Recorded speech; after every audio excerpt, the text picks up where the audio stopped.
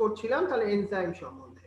তাহলে এনজাইম আমরা কি বুঝলাম, এনজাইম কি করে, তাহলে এনজাইম আলটিমেটলি কোনো একটা কেমিক্যাল রিয়াকশন যেটা আমাদের সেলের মধ্যে হয় সেটাকে অ্যাক্সিলারেট করে, সেটাই তার ফাংশন। এবার তাহলে এনজাইম কিন্তু একটা হাই টেম্পারেচারে কাজ করতে পারে না, যেটা আমি তোমায় বলছিলাম। কিন্তু এক্সেপশনটা তোমাকে শুনিয়ে রাখলাম, যেটা আর্কিওব্যাকটেরিয়া একটা থার্মোফিলিক অর্গানিজম, তাদের মধ্যে আমরা আবার হাই টেম্পারেচারে কাজ করতে পারে এমন এনজাইমও খুঁজে পেয়েছি। বুঝতে পারছো? তাহলে এটা কিন্তু ভেরি ইম্পর্টেন্ট। এবার আমরা দেখি, চলো পরের পেজটায় আসি আমরা। কেমিক্যাল রিয়াকশন, আমরা how do you understand this enzyme. তাহলে এনজাইম ফার্স্ট কি করে, তার আগে আমাদের একটা কেমিক্যাল রিয়াকশন সম্বন্ধে জানা উচিত। কেমিক্যাল রিয়াকশন আর একটু ফিজিক্যাল প্রসেস বা ফিজিক্যাল যে চেঞ্জ তাদের মধ্যে যে ডিফারেন্সটাই বা কি সেটাও একটু আমাদের জানা দরকার। প্রথম দেখো, আমরা ফার্স্ট তোমাকে বলি কেমিক্যাল রিয়াকশন বা কেমিক্যাল কম্পাউন্ডস গুলো undergoing the two type of change. মানে এনি কেমিক্যাল কম্পাউন্ড তাদের মধ্যে দু ধরনের চেঞ্জ হতে পারে, একটা হচ্ছে ফিজিক্যাল চেঞ্জ আর একটা হচ্ছে তোমার কেমিক্যাল চেঞ্জ। ফিজিক্যাল চেঞ্জ মানে কি, তোমরা ছোটবেলা থেকে জানো, যেখানে to change in the shape without breaking of bonds, তাই তো, এটা একটা ফিজিক্যাল প্রসেস। আর এখানে কি হয়, এখানে আমাদের স্টেট অফ ম্যাটার, মানে একটা স্টেট থেকে আর একটা স্টেটে একটা ম্যাটার যেতে পারে। যেমন তুমি ভাবো না, তুমি আইস, সেটা কিসে কোন স্টেটে আছে, সলিড স্টেটে আছে, সেটা ওয়াটারে কনভার্সন হলো, এটা ফিজিক্যাল চেঞ্জ, রাইট? মানে সলিড থেকে লিকুইডে কনভার্সন, বা ওয়াটার থেকে যখন ভেপারই তৈরি হোক না কেন, সেটাও আলটিমেটলি একটা ফিজিক্যাল চেঞ্জেসের মধ্যেই কিন্তু আসবে। বোঝা গেল ব্যাপারটা? সো এটা হচ্ছে একটা ফিজিক্যাল প্রসেস। কিন্তু কেমিক্যাল প্রসেস গুলো মানে কি, কেমিক্যাল প্রসেস মানে যেখানে কি হবে, bonds are broken and new bonds are form. এখানে বন্ডের খেলা, বন্ড ভাঙা বন্ড গড়া, সেটাই হচ্ছে তোমার কেমিক্যাল রিয়াকশন।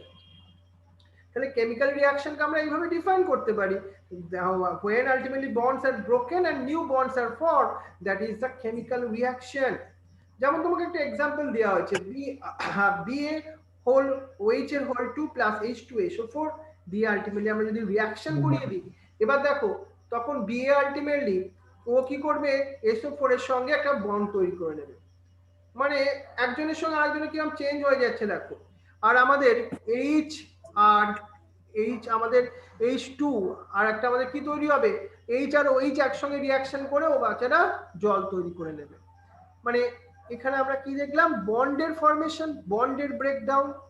তাহলে বন্ড তৈরি করতে গেলে কি করতে হবে, বন্ড ব্রেকডাউনও করতে হবে, তাই না? এখানে কিন্তু কেমিক্যাল রিয়াকশন আমাদের সেটাই শেখায়। মানে তুমি কোনো জিনিসের দেখো বন্ড ফরমেশন হলো, মানে এই কেমিক্যাল রিয়াকশনটাকে তুমি ভাবো, বন্ড ফরমেশন হলো তখনই যখন আগে সে তার আগে পুরনো বন্ডটাকে ভাঙলো। ক্লিয়ার? এবার চলে আসি আমরা পরের টপিকটায়, পরের পেজটায় চলে আসি আমরা। সেটা হচ্ছে in an inorganic chemical reaction the hydrolysis of starch into the glucose in the organic ultimately chemical reaction. আমাদের ইনঅর্গানিক অর্গানিক অনেক টাইপের রিয়াকশন হয়, তাই তো, এগুলো আমরা পড়েওছি বা কেমিস্ট্রিতে একটু পড়বো আমরা পরবর্তীকালে। কিন্তু রেট অফ ফিজিক্যাল আর কেমিক্যাল প্রসেস সেটা আমরা জানবো কি করে, জানার একটাই উপায় আছে, amount of product form per unit time. একটা নির্দিষ্ট সময়ে কতখানি প্রোডাক্ট ফরমেশন হবে সেটাকে দিয়ে আমরা এক্সপ্রেস করতে পারি সেই রিয়াকশনের রেট। মানে বুঝতে পারছো, সব জায়গায় বাবা প্রোডাক্টটাই ভেরি ইম্পর্টেন্ট। এই যে তুমি পড়াশোনা করছো, তুমি যদি কোনো এন্ট্রান্সে চান্স না পাও, পুরো ব্যাপারটাই জিরো, মানে একদম তোমার রেটটা হবে জিরো। সেজন্য তোমাকে প্রোডাক্ট ভেরি ইম্পর্টেন্ট, তোমার লাইফেও যেমন কেমিক্যাল ফিজিক্যাল প্রসেসগুলোর ক্ষেত্রেও তাই। তাহলে আমাদের ডেল্টা পি বাই ডেল্টা টি মানে একটা নির্দিষ্ট সময় কতখানি প্রোডাক্ট তৈরি হচ্ছে সেটা আমরা জানতে পারি। এই যে রেটটাকে also called the velocity if ultimately direction is specified, মানে কোন দিক থেকে কোন সাবস্ট্রেট থেকে কোন প্রোডাক্ট তৈরি হচ্ছে।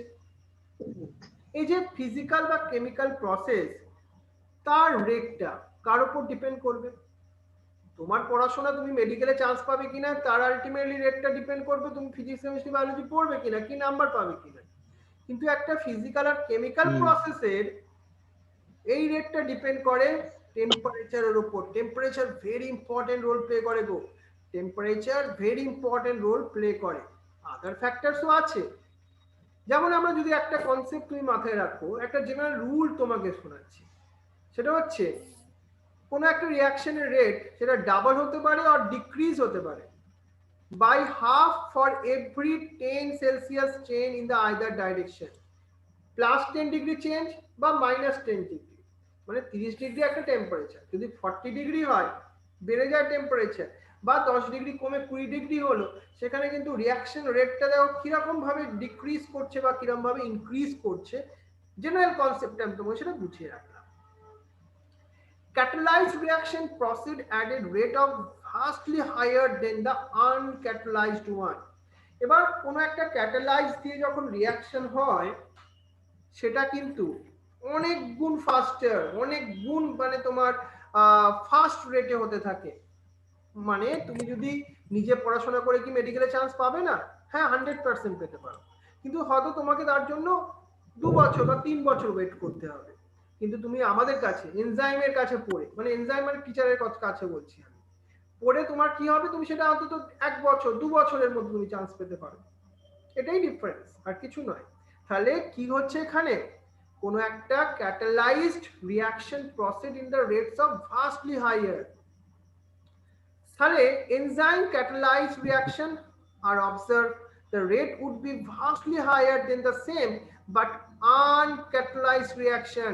যখন কোনো একটা রিয়াকশনে এনজাইম পার্টিসিপেট করে তার রিয়াকশন রেটটা কত গুণ বেড়ে যায় তুমি কল্পনা করতে পারবে না। দেখবে আমি তোমাকে একটা এক্সাম্পল দেখাবো, চলো এবার সেই এক্সাম্পলটা দেখাই, তো তোমার কল্পনার বাইরে।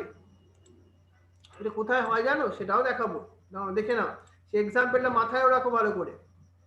এই carbon dioxide and water কোথায় হয়, তোমার বডিতেই তো হয় গো, তোমার ব্লাডের মধ্যে হয়। দেখে নাও প্রসেসটা কি হয়। In the absence of any enzyme this reaction is very slow. Any enzyme মানে কার্বনিক অ্যানাহাইড্রেজ এনজাইমটা যদি না থাকে কি হবে জানো, only 200 molecules of H2CO3 produce হবে 1 ঘন্টা ধরে। কিন্তু আমরা যদি কার্বনিক অ্যানহাইড্রেজ এনজাইমটা প্রেজেন্ট থাকে তখন রিঅ্যাকশন রেটটা কল্পনা করো কত, 6 লাখ পার আওয়ার। ভুল বললাম, 6 লাখ পার, 6 লাখ না 60 লাখ গো, কি দেখে মনে হচ্ছে 6 লাখ না 60? একজন বলো দেখি। 6 লাখ। 6 লাখ। হ্যাঁ, এটা কিন্তু পার সেকেন্ডে নয়, পার আওয়ারে নয়, পার সেকেন্ডে। কল্পনা করো তাহলে এটা আলটিমেটলি পার সেকেন্ডে 6 লাখ মলিকুল তৈরি হয় এনজাইম প্রেজেন্ট থাকলে। তাহলে এনজাইম বুঝতেই পারছো কতখানি ফাস্ট করতে পারে।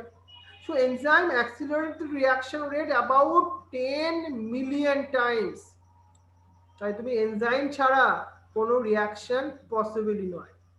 তাহলে power of the enzyme is the incredible indeed. এটা মাথায় রাখো, যে কোনো একটা টিচারে, আমি আমাদের এনজাইম হিসাবে টিচার বলার সুযোগ পেয়েছি আজকে, তাদের ক্ষমতা অনেক বেশি। ঠিক একইভাবে দেখো এনজাইম কত গুণ একটা রিঅ্যাকশনকে বাড়াতে পারে। হয়তো টিচাররা এত গুণ বাড়াতে পারে না, কিন্তু এনজাইমের গুণটা অনেক বেশি। এবার একটা জিনিস ভালো করে বোঝো, there are 1000 type of enzyme each catalyzing the unique or the metabolic reaction। মানে প্রত্যেকটা রিঅ্যাকশনের জন্য একদম স্পেসিফিক এনজাইম আছে, প্রত্যেকটা রিঅ্যাকশনের জন্য স্পেসিফিক এনজাইম আছে প্রত্যেকের জন্য। এবার দেখো এই মাল্টি স্টেপ কেমিক্যাল রিঅ্যাকশন, যেমন আমি গ্লাইকোলাইসিসের ক্ষেত্রে বললাম গ্লুকোজ থেকে glucose 6 phosphate, fructose 6 phosphate, fructose 1,6 bisphosphate. সেখানে একটা এনজাইম নয়, সেখানে তোমার ডিফারেন্ট এনজাইম লাগবে, different enzyme, but all enzyme are very important. এই যে আমি যদি তোমাকে বলি আমি তোমাকে এই মেডিকেল এন্ট্রান্সের ক্লাসে পড়িয়ে তোমাকে মেডিকেলে চান্স পাইয়েছি, ভুল বলছি কথাটা, মিথ্যে বলছি। তোমার ক্লাস 1 বা একদম ছোটবেলাকার টিচার, ওই ওনাকেও যদি আমি এনজাইম ভাবি, ওনারও একটা অবদান আছে আলটিমেটলি তোমাকে মেডিকেলে চান্স পাওয়াতে। সেই জন্য যখন মাল্টি স্টেপ রিঅ্যাকশন হয়, লাস্টের এনজাইমটা নয়, প্রত্যেকটা এনজাইমেরই কিন্তু ভেরি ইম্পর্টেন্ট রোল আছে, তবেই আলটিমেটলি একটা প্রোডাক্ট তৈরি হতে পারে। তাহলে খুব সুন্দর ইনফরমেশন। খুব সুন্দর কিছু শিখলাম আজকে আমাদের বডি সম্বন্ধে, আমাদের সেলের ভেতরকার কিছু রহস্য আজকে জানতে পারলাম। এই যে গ্লুকোজ থেকে পাইরুভিক অ্যাসিড তৈরি হয়, গ্লুকোজ থেকে পাইরুভিক অ্যাসিড তৈরি হয় actually a metabolic pathway in which glucose become pyruvic acid through a 10 different enzymatic catalyzed metabolic reaction, যেটাকে আমরা গ্লাইকোলাইসিস বললাম, যেটা আমরা ক্লাস 11 এই পড়বো। At this stage you should know that this very ultimately metabolic pathway with one or two additional reaction give rise to variety of metabolic end product। এখানে একটু change হলে, অনেকগুলো স্টেপ অফ রিয়াকশনে কিছু দেখবে চেঞ্জ হলে different কিছু product তৈরি হয়। এবার গ্লুকোজ গ্লাইকোলাইসিস প্রসেস দিয়ে রিয়াকশন শুরু করেছিল, এবার দেখা গেল কি বলতো ওখানে অক্সিজেনের প্রেজেন্স নেই, সেখানে আবার তো ফার্মেন্টেশন হয়ে ল্যাকটিক অ্যাসিড তৈরি হয়ে যাবে। শুরুটা অনেক, তোমাদের সবাই আলটিমেটলি দেখো একদম ক্লাস 1 2 3 4 সবাই পড়াশোনা শুরু করেছিল, কিন্তু ফাইনাল স্টেপ সেটা একটা এন্ড যে রিয়াকশনস গুলো, এটা ভেরি ইম্পর্টেন্ট, সেটাই ডিসাইড করে তুমি আলটিমেটলি কি ধরনের প্রোডাক্ট হবে, তুমি ডক্টর হবে, ইঞ্জিনিয়ার হবে। আমি যদি এক্সাম্পল থ্রু বলি, ঠিক একইভাবে মাল্টি স্টেপ রিয়াকশন গুলো এন্ড প্রোডাক্টসটা আলটিমেটলি ভ্যারি করে যেতে পারে তার পার্টিকুলার কিছু মিডলের কিছু রিয়াকশনের উপর বেস করে। যেমন আমি বললাম গ্লুকোজ থেকে তৈরি হলো পাইরুভিক অ্যাসিড, সেখান থেকে তোমার এটিপি তৈরি হয়। অনেক সময় দেখবো অ্যানারোবিক কন্ডিশন হয়ে যায় যদি, তখন কি হবে, ল্যাকটিক অ্যাসিড তৈরি হবে। সেটা কোথায় হয়, ইস্টের মধ্যে হয়, ফার্মেন্টেশন প্রসেস ফলো আপ করে সেখানে আবার ইথানল প্রোডাকশন হয়। বুঝতে পারছো সবাই, তোমার সেল কি দিয়ে শুরু করলো, গ্লুকোজ দিয়ে শুরু করলো প্রসেসটা। ইস্টের সেল আলটিমেটলি কি তৈরি করলো প্রসেসটা, ইস্টের সেল তৈরি করলো প্রসেসটা শুরু করলো ও গ্লুকোজ দিয়ে শুরু করলো। আর তোমার স্কেলিটাল মাসেল ও শুরু করেছে, কিন্তু দেখো কন্ডিশনটা অনলি ডিফারেন্ট, সেজন্য ডিফারেন্ট ডিফারেন্ট প্রোডাক্ট ফরমেশন হয়ে গেল। তাহলে কোন প্রোডাক্ট ফরমেশন হবে সেটা কিন্তু তার কন্ডিশন তার উপর ভ্যারি করতে পারে, সেম আলটিমেটলি সাবস্ট্রেট হওয়া সত্ত্বেও। বোঝা গেছে ব্যাপারটা? তাহলে এই হচ্ছে আমাদের একটা ভেরি ইম্পর্টেন্ট। এবার দেখি আমরা পরের টপিকটা চলে আসি আমরা, ভেরি ইন্টারেস্টিং আর একটা topic, how the enzyme bring about such a high rate of chemical conversion. এবার তাহলে আমাদের একটা প্রশ্ন হতেই পারে, এই যে এনজাইম গুলো কিভাবে একটা তোমার রিঅ্যাকশন রেটটাকে কন্ট্রোল করে, কিভাবে হাই করে। To understand this is we should study the enzyme a little more. আমাদের খুব ডিটেলসে স্টাডি করতে হবে, ওর জন্য we have already understood that idea of active site. কোথায় থাকে অ্যাক্টিভ সাইট? এনজাইমের মধ্যে থাকে। এনজাইমের মধ্যে একটা পার্টিকুলার জায়গা যেটাকে আমি বললাম অ্যাক্টিভ সাইট, যেখানে এসে আলটিমেটলি সাবস্ট্রেট বাইন্ড আপ করে। সো দ্য কেমিক্যাল আর metabolic conversion refer to a reaction. তাহলে এই যে কনভার্সনটাকে আমরা রিঅ্যাকশন বলছি, chemical which is converted into a product, সেটাকে আমরা কি বলবো, সাবস্ট্রেট। মানে সাবস্ট্রেট মানে যে রিঅ্যাকশনে পার্টিসিপেট করছে আর যেটা তৈরি হচ্ছে তাকে কি বলবো, প্রোডাক্ট বলবো।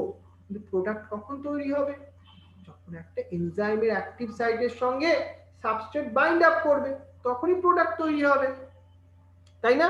তাহলে এস থেকে পি হবার পালা, মানে সাবস্ট্রেট থেকে পি তৈরি হবার পালা, right? So it is now understand that the substrate A has to bind the enzyme at the active site within a given plate or the pocket. এনজাইমের পার্টিকুলার ওই অ্যাক্টিভ সাইটে তোমার সাবস্ট্রেট অ্যাডিশন হতে পারে, অন্য জায়গায় কিন্তু হতে পারবে না, এটা আমরা মাথায় রাখবো। তারপর দেখো আমি তোমাকে বলছিলাম যে ব্যাপারটা দেখো একটু বোঝাবার চেষ্টা করছিলাম, যেটা আমরা এত অবধি আজকে পড়ি, তাহলে আমাদের পরের দিন পড়তে সুবিধা হবে। আমরা তাহলে আজকে যেটা পড়লাম সেটা এনজাইমের এই ইন্ট্রোডাকশন অবধি আজকে আমাদের পড়া থাকবে। আর আমি তোমাকে পরের দিন পুরোটা রিভিশন করতে বলছি, পুরো বায়োমলিকুলস এর প্রথম থেকে এতখানি পার্টটা অবধি তুমি আবার পড়বে, পড়ে তুমি নিজেকে প্রিপারেশন করো, করে আমরা মক টেস্ট নেবো নেক্সট উইকে। কারণ আমি একটা চ্যাপ্টার